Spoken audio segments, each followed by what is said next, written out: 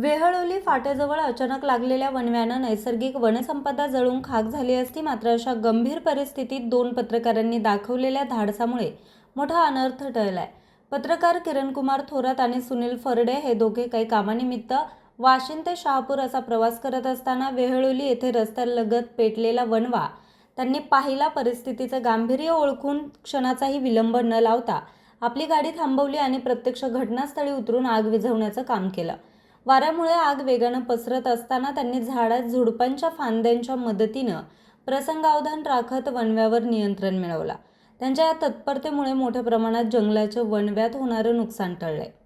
सदर परिसर शहापूर व वनविभागाच्या हद्दीत येत असून या घटनेमुळे वनसंवर्धनाबाबत जागरूकता व जबाबदारीची भावना किती महत्त्वाची आहे हे पुन्हा एकदा अधोरेखित झालंय.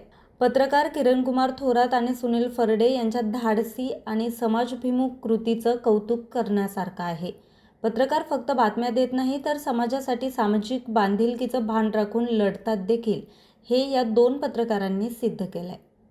न्यूज रिपोर्टर राजेश भांगे, आज 24 तास, ठाणे.